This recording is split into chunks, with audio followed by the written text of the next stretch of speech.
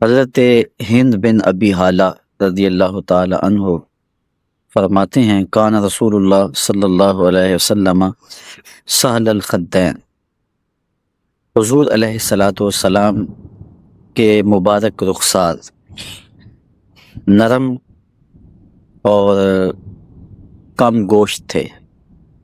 امام صالحی علیہ رحمہ نے سہل کی تعریف یہی کی ہے، قلیل اللحم رقیق الجلد، جس پر گوشت بہت زیادہ نہ ہو اور جلد جس کی باریک ہو۔ یہ حضور کے رخساروں کا حسن ہے۔ حضرت ابو بکرہ رضی اللہ تعالی عنہ حضور علیہ السلام کے رخسار نور کا ذکر کرتے ہوئے فرماتے ہیں کان رسول اللہ صلی اللہ علیہ وسلم ابید الخد، حضور کے رخسار سفید تھے۔ اور حضرت ابو ہریرہ رضی اللہ تعالی عنہ سے بھی یہی لفظ منقول ہے، کان رسول اللہ صلی اللہ علیہ وسلم ابید الخدین، حضور کے رخسار سفید تھے۔ ابو قحافہ بکریاں چرایا کرتے تھے اور اپنی خالہ کے گھر رہتے تھے۔ ایک دن وہ حضور کی خدمت میں حاضر ہوئے، حضور کو دیکھا، پھر حضور کے ہو کے رہ گئے۔ پھر بکریوں کی طرف دھیان کم ہوا اور حضور علیہ السلام کی خدمت میں حاضری ہونے لگی۔ تو ان کی خالہ کو پتہ چلا تو انہوں نے ابو قحافہ کو منع کیا کہ تم ان کے پاس ملنے کے لیے نہیں جاؤ گے۔ واقعہ طویل ہے، پھر وہ رہ نہ سکے اور ان کی محبت سے مجبور ہو کر کے ان کو بھی حضور کی زیارت کے لیے آنا پڑا۔ ابو قحافہ نے کہا کہ مجھے روک دینا، لیکن میری گزارش یہ ہے کہ ایک بار تم بھی دیکھ لو، پھر تم کہو گے تو میں نہیں جاؤں گا۔ انہوں نے کہا ٹھیک ہے۔ تو ابو قحافہ اپنی والدہ اور اپنی خالہ کو لے کے حضور کے پاس گئے۔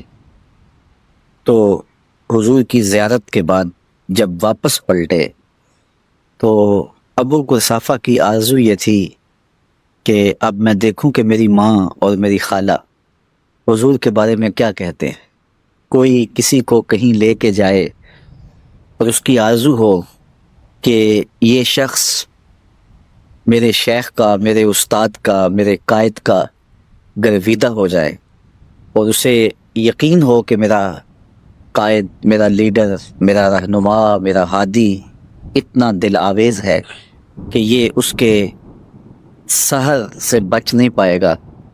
تو جب وہ کوئی ایسے شوق سے کسی کو لے کے جاتا ہے تو پھر وہ اسے دیکھ رہا ہوتا ہے اور جو لے کے گیا ہوتا ہے وہ اس دیکھنے والے کو دیکھ رہا ہوتا ہے کہ اس کے کیا تاثرات ہیں۔ تو ابو قحافہ اپنی ماں اور اپنی خالہ کو دیکھ رہے تھے کہ یہ حضور کے بارے میں کیا کہتے ہیں۔ تو ان کی ماں نے اور ان کی خالہ نے واپس چلتے ہوئے جو لفظ کہے وہ سنیے اور حضور علیہ السلام پہ درود پڑھیے۔ تو ابو قحافہ نے پوچھا کہ بتاؤ پھر حضور کیسے ہیں؟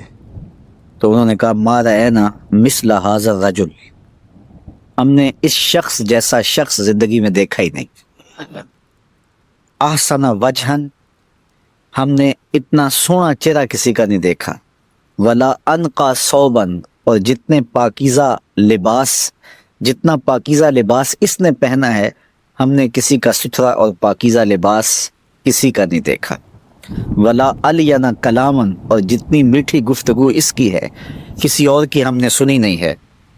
اور اگلے لفظ سنیے جو ابو قحافہ کی خالہ نے کہے، ابو قحافہ کی ماں نے کہے، وَرَأَيْنَا كَالنُّورِ يَخْرُجُ مِنْ فِيهِ، کہا ابو قحافہ کیا بتائیں، جب وہ بولتا تھا تو اس کے منہ سے نور نکلتا تھا۔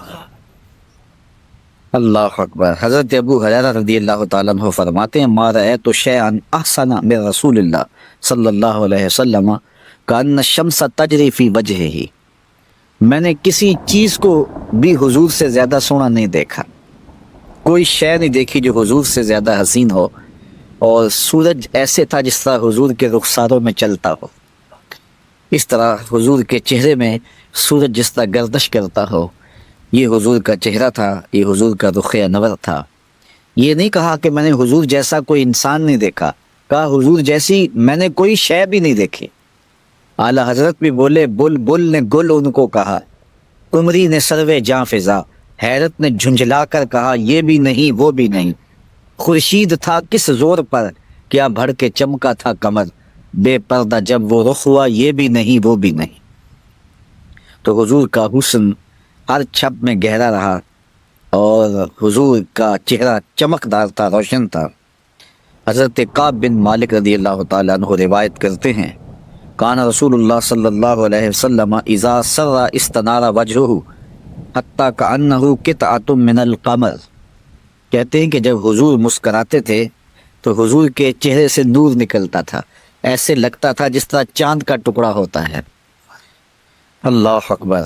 حضرت برا بن عازب رضی اللہ تعالیٰ عنہ جلیل القدر صحابی ہیں، ذرا ان سے بھی سنیے کہ یہ حضور کے حسن کے بارے کیا کہتے ہیں۔ کہتے ہیں کان رسول اللہ صلی اللہ علیہ وسلم احسن الناس وجہا و احسنہم خلقا۔ حضور علیہ الصلوۃ والسلام کائنات میں ہر شخص سے زیادہ سونے بھی تھے اور سب سے زیادہ حضور خلق والے بھی تھے۔ نہ حضور کی صورت جیسی صورت کسی کی تھی، نہ حضور کی سیرت جیسی سیرت کسی کی تھی۔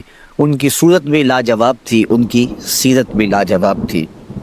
حضرت انس رضی اللہ تعالیٰ عنہ خادم رسول صلی اللہ علیہ وآلہ وسلم فرماتے ہیں، کان رسول اللہ صلی اللہ علیہ وسلم اظہر اللون۔ حضور علیہ الصلوۃ والسلام کا رنگ چمکدار تھا۔ اظہر ایسے رنگ کو کہتے ہیں، وہ سفید رنگ جس رنگ میں سرخی کی آمیزش ہو۔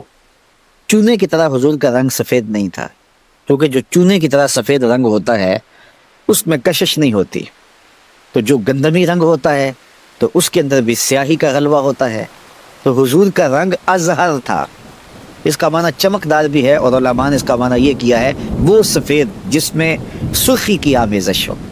تو سرخ و سفید رنگ تھا حضور کا، اور جو حضور کو دیکھتا پھر وہ دیکھتا ہی چلا جاتا۔ جنہوں نے حضور علیہ السلام کے چہرہ انور کے حسن کو بیان کرتے ہوئے ابیض کا لفظ استعمال کیا، جس طرح کہ پیچھے حضرت ابو ہریرہ سے مروی روایت گزری ہے، ابیض الخدین کے لفظ گزرے ہیں، تو انہوں نے ابیض اس معنی میں استعمال کیا ہے کہ سفیدی کا غلبہ تھا۔ تو باقی حضور کا رنگ ازہر تھا، چمکدار تھا، اور اس میں سفیدی کے ساتھ آمیزش تھی سرخی کی۔ سرخی اور سفیدی کا امتزاج تھا حضور کا چہرہ۔